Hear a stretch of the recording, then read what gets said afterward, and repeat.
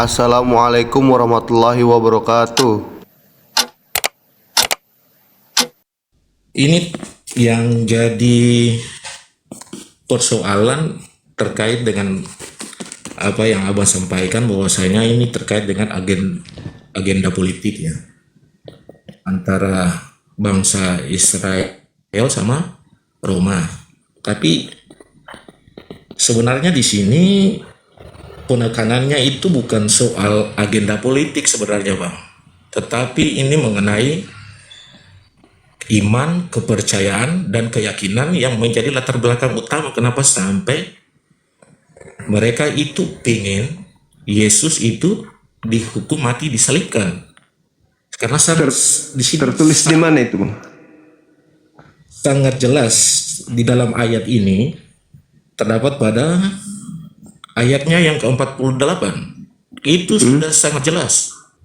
Ya. Apabila kita biarkan dia, semua orang akan percaya kepadanya.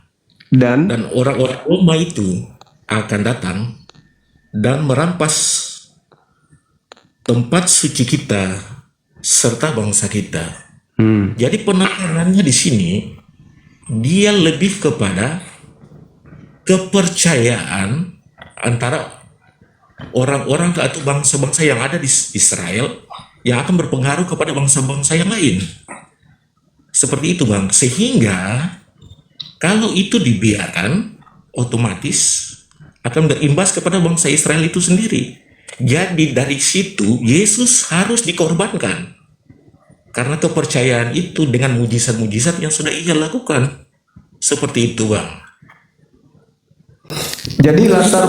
jadi latar belakang mereka menyalib Yesus karena mau menebus dosa atau karena mereka tidak mau bangsanya dirampas sama orang Roma.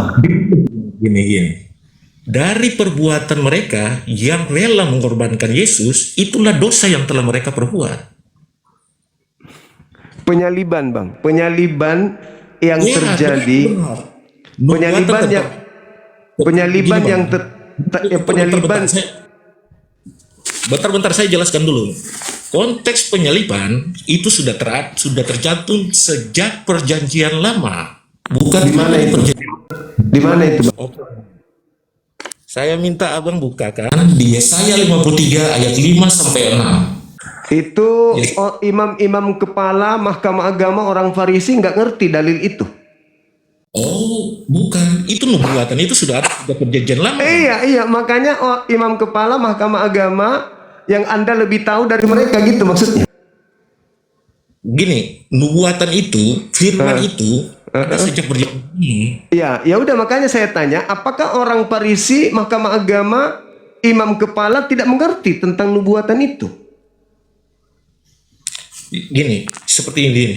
Soal nubuatan itu, konteks saat itu ada orang atau bangsa-bangsa yang udah percaya tentang nubuatan itu, tetapi Yang punya kitab tidak paham tentang kitab itu. yang maksudnya yang punya kitab yang mana ini, Bang? Imam kepala Mahkamah Agama orang Farisi, Anda ragukan ilmunya tentang Bible. Terus Anda hanya umat terjemahan lebih paham kitab Yesaya daripada imam kepala. Hah? Bukan seperti itu, Bang. Yang sekarang gini, konteksnya gini. Abang kan berbicara tentang nubuatan Kayafas, kan? Dengarkan saya dulu, abangku. Dengarkan dulu. Bentar, jangan lari kemana-mana dulu gitu. Anda yang lari ke Yesaya. Gak gini. Anda yang lari ke tentang Yesaya. Anda Apakah- bicara soal Apakah Kayaknya. yang punya kitab tidak tahu Yesaya? Anda lebih tahu. Saya baca sesuai dengan firman yang ada. Mereka bukan ahli kitab, Mereka ahli kitab, mereka ahli Taurat. tapi Anda lebih tahu daripada mereka. Ada imam-imam kepala, ada orang-orang Farisi. Mereka Nah, bukan satu fase. mereka nggak tahu tentang kitab Yesaya. Anda lebih tahu gitu maksudnya. Abang jangan tanya itu ke saya dong. Masalahnya dengar dulu. Gini. Dengar. Gini dulu, Bang. Konteks kita sekarang beda dengan mereka yang ada di zaman dulu. Iya, dari mana Anda lebih tahu daripada yang punya kitab? Nih, Kitab itu diturunkan dari mana? dengarkan. Kalau Anda tahu nih, kayaknya Anda belum tahu. Setelah mereka sepakat membunuh Yesus, Anda baca Markus 14 nomor 1. Mereka bersepakat melakukan tipu daya. Baca kemudian Matius 26 nomor 4. Imam kepala mahkamah agama bersekongkol membuat tipu muslihat. Anda baca 26 Matius 26 59. Mereka berkongko-kongko untuk melakukan kesaksian-kesaksian palsu untuk membunuh Yesus. Kalau ada nubuatan di kitab mereka, kenapa harus membuat kesaksian palsu? Kenapa harus berbuat tipu muslihat? Orang gini bang, Kenapa? gini, Kok Anda ngarang? dengar dulu bang. Sebagaimana dalam firman Tuhan di kitab Perjanjian Lama di Yesaya 9 ayat 5 dan 6, di situ Itu menekankan untuk Hezekia, bukan untuk Yesus itu. Itu untuk Hezekia. Yeskiya bagaimana bang? Di situ menerangkan tentang kelahiran Yesus sebagai Raja Damai. Telah lahir, telah lahir. Coba abang baca ayatnya. 600 tahun sebelum Yesus lahir tertulis telah lahir. Bentar. Nubuatan tentang kelahiran Yesus itu tercatat di dalam kitab Perjanjian Lama. Jauh sebelum ada kitab Perjanjian Baru. Menurut Anda, Ya enggak, ini tercatat kok. di mana? Coba tunjukkan. Sekarang Di saya mana? yang baca, biar semua orang yang ikutin. Iya. Silakan. Anda Baca. lebih paham daripada orang-orang Yahudi ya, yang punya Dan kitab. saya berbicara sesuai kebenaran Alkitab. Iya, justru itu saya bertanya. Kalau ada nubuatan seperti itu, kenapa mereka melakukan tipu muslihat? Tadi saya mau jelasin, abang tinggal Kalau bicara. ada nubuatan itu, baca Yohanes 11 nomor 54. Kenapa Yesus sembunyi lari ke Efram? Soal konteks lari ke Efrat, itu bukan melarikan diri. Tapi Kalau Yesus melarikan diri, kenapa waktu peristiwa penangkapan dia di Taman Getsemani dia tidak kabur? Tapi dia itu bukan Yesus, itu sudah bukan Yesus yang di situ. Itu sudah bukan Yesus. Dengar kata Yesus, dengar. Di Lukas 21 nomor 8 Yesus berkata, "Waspadalah kepada penyesat yang datang kepadamu memakai namaku dan berkata, akulah dia. Saatnya sudah dekat. Jangan kau percaya." Ketika Yesus di bukit Getsemani, datang Yudas sama orang-orang tentara. Bukan bukit, taman. Itu bukit di situ. Daerahnya dataran rendah. Alah, nggak usah taman bukit sama aja. Nah, sekarang ketika kemudian Abang, jangan gitulah bang. Abang bicara Bible, bicara ini tapi nggak tahu. Gitu loh. oh iya. Oke. Oh iya bukit. Iya, bukit. Bukit. Iya, taman. Iya, taman. Dari Nah, abang di malam ini tentang nubuatan Kayafas. apa? Tentang nubuatan Kayafas. Kenapa? Apakah masih tetap berprinsip bahwa itu politik? Oh iya, jelas dong. Politik dong. Saya ulang kalau begitu. Saya ulang pertanyaan saya kalau begitu. Saya ulang. Imam Kayafas, dengar. Saya ulang. Imam Kayafas bersepakat membunuh Yesus karena dosa waris atau karena takut bangsanya dirampas Roma? Jawab.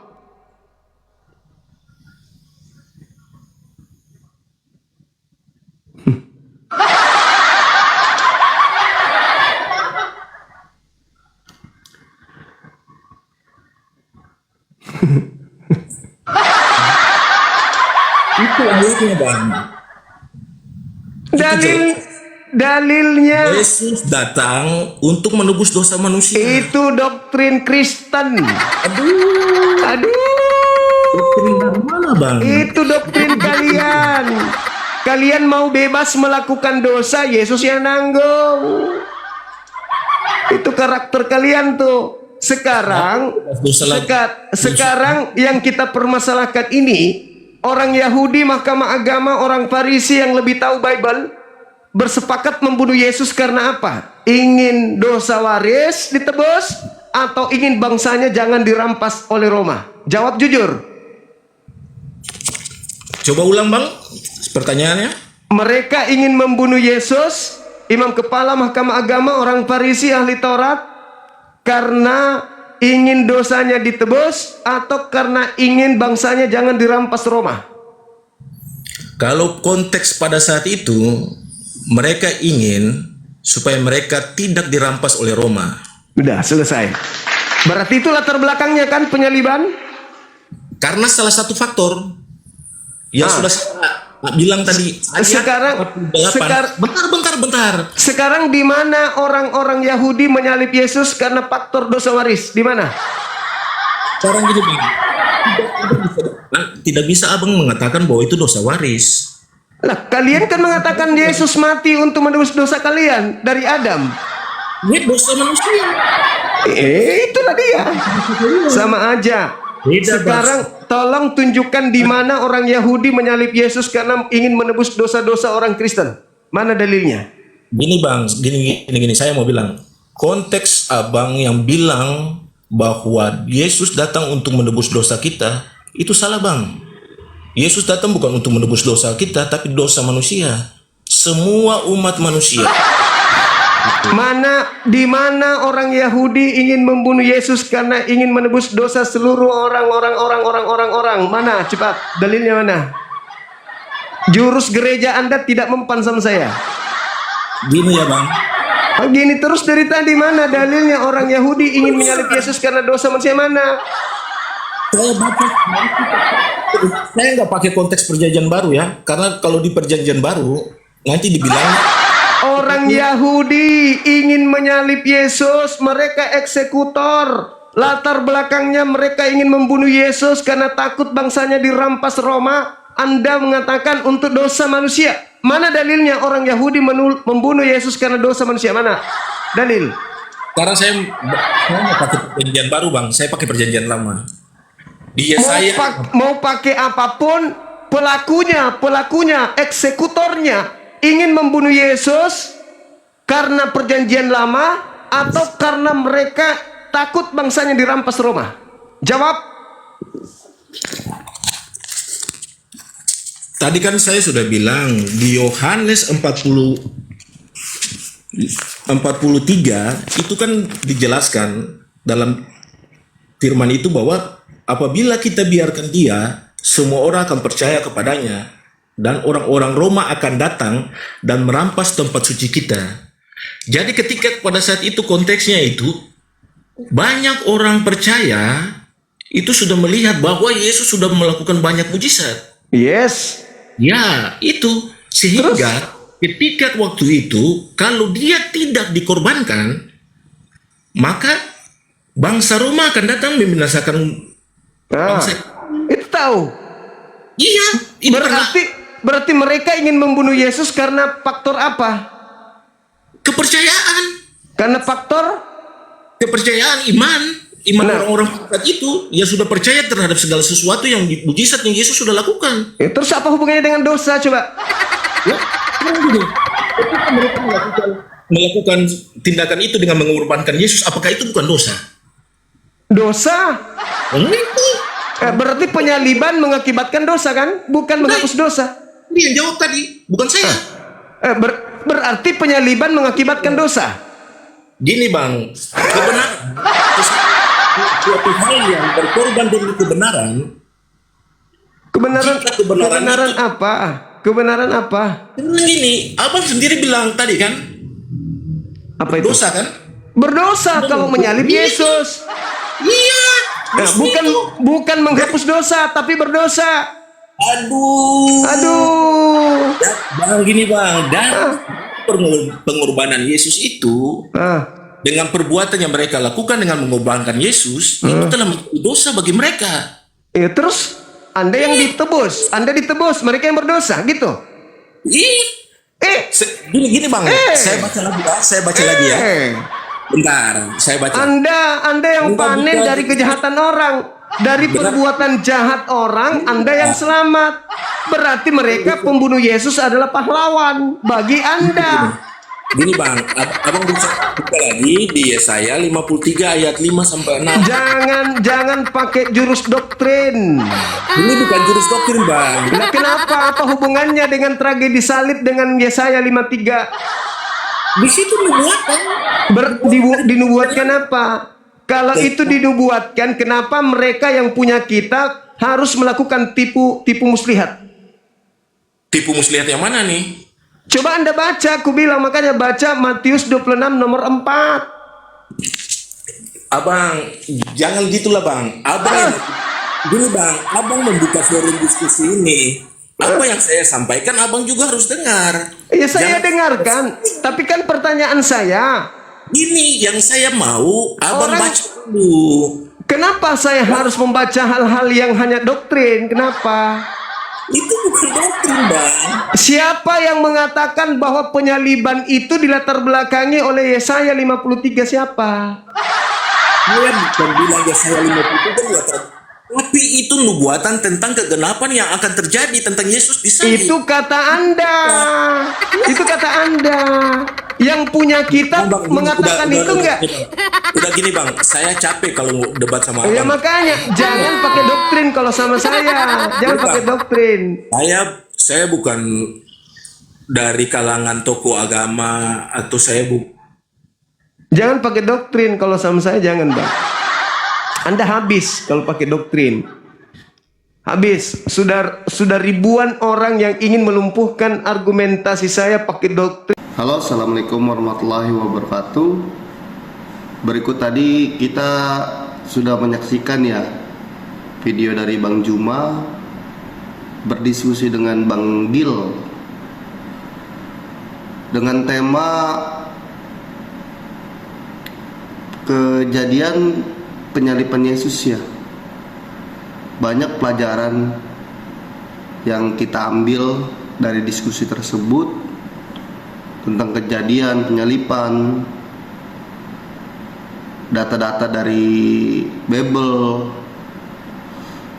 Banyak yang kita ambil pelajaran dari diskusi tersebut. Dan kembali lagi terkait keyakinan dan penilaiannya, kita kembali ke diri kita masing-masing. Itu aja ya videonya. Sekian dari saya. Wassalamualaikum warahmatullahi wabarakatuh.